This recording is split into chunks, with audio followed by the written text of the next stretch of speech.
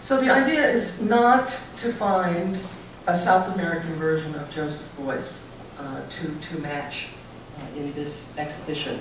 The idea rather is to use, as I mentioned, the work of Beuys as a kind of a jumping off place, where the contemporary artists that are working today in each country might find resonance or have made some kind of connection with Beuys' work or Beuys' ideas or his positions in some kind of way. We didn't want to have an exhibition model where we were just bringing works from our collection in a kind of, these are our greatest hits for you to see. We wanted it to be more collaborative, more open, and more experimental.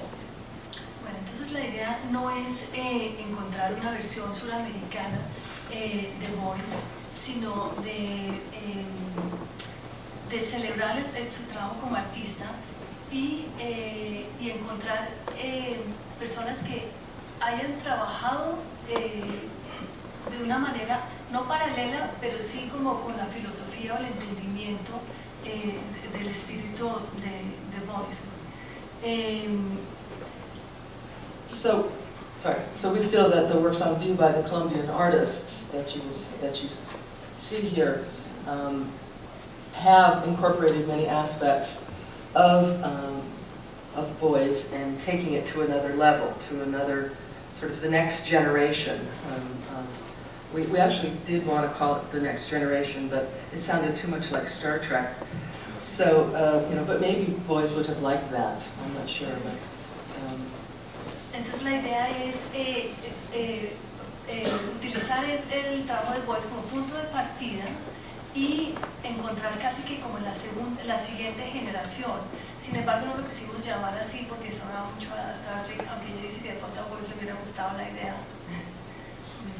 So, Beuys y Más Allá is also based on a quote from Beuys in an Art Forum interview with the artist in 1977, where he said, "To be an artist is my greatest work of art. I'm sorry, to be a teacher is my greatest work of art. The rest is a waste product, a demonstration." So, I'm sorry. Ella está citando un comentario, una declaración que hizo Beuys para una entrevista de Art Forum, donde él dice que ser docente es mi obra de arte más importante, lo demás es un desecho, una demostración. So, for him, teaching was an extension of his art practice. It was basically inseparable. His aim was to communicate ideas. He said, ideas are what are important to me. I choose art in order to do them, in order to communicate them. And to him, drawing was very special. Drawing was a very special way of communicating his ideas and to make his ideas visible, as he said.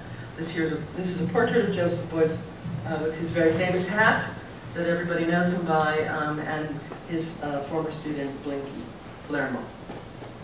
Beuys decía que ser docente, enseñar, era una extensión de ser artista, era inseparable.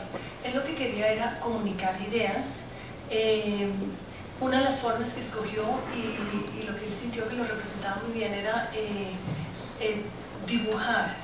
Entonces él sentía que sus ideas se hacían visibles al dibujar.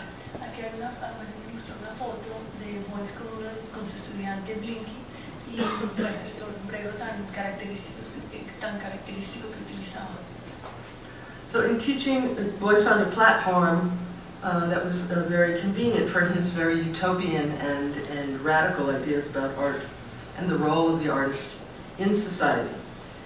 Using drawing, performance, sculptural interventions, he found a very personal way to explore and communicate his ideas. He taught at the Düsseldorf Kunstakademie between 1963 and 1971, and where he influenced many students. The students were very overflowing in his classes. He was very popular. I He was very permissive. He was a hands-off kind of a teacher, and rather promoted the ideas of discussion rather than telling students how to make their artwork better. Okay. Entonces, en la docencia, Beuys encontró una plataforma para sus ideas radicales y para expresar el rol que él consideraba que era el rol del artista.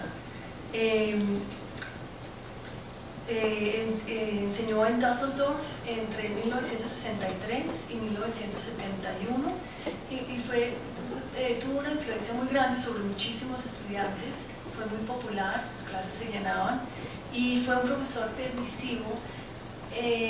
No le gustaba decirle a un estudiante qué era lo que tenía que hacer, era un poco más, tenía mucha más distancia en ese sentido. Lo que más le interesaba era la discusión en su calidad de docente.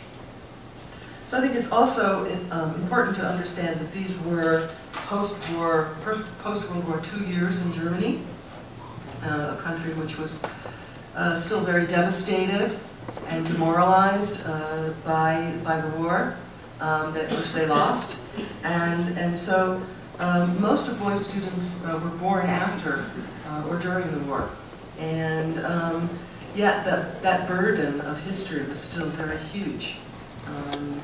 In Berlin, there was a big wall between the city, where it was an offense to many people. Their families were split, they were separated from their friends, and it was a very difficult time.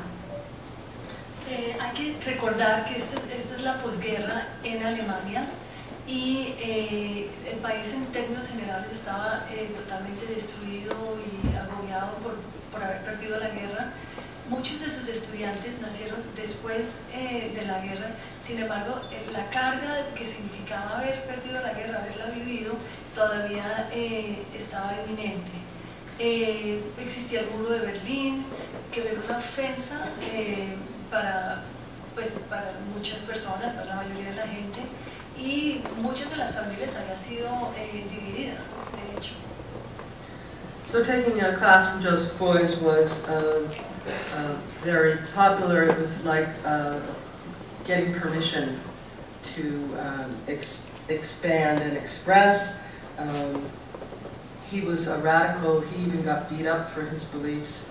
Amy Knoebel and Blinky Palermo saw a picture of Beuys in the newspaper all bloody because he'd taken a beating from the police when he was demonstrating against some, I think, nuclear power demonstration, and they were like, this guy is awesome, we have to work with him. Tomar una clase con Beuys era algo fascinante. Él era una persona pues muy popular y de alguna manera tomar esa clase significaba estar en una situación un poco permisiva, poder expresarse, poder expandirse. De hecho, sus posiciones políticas se ganó alguna vez una muenda terrible por parte de la policía, por ejemplo. Salieron las fotos en un periódico, lo vieron sus estudiantes, salía sangrando y era que estaba manifestando era una manifestación antinuclear. Entonces en ese momento fue cuando sus estudiantes, Blinky y dijeron, bueno, hay que estudiar, realmente hay que estudiar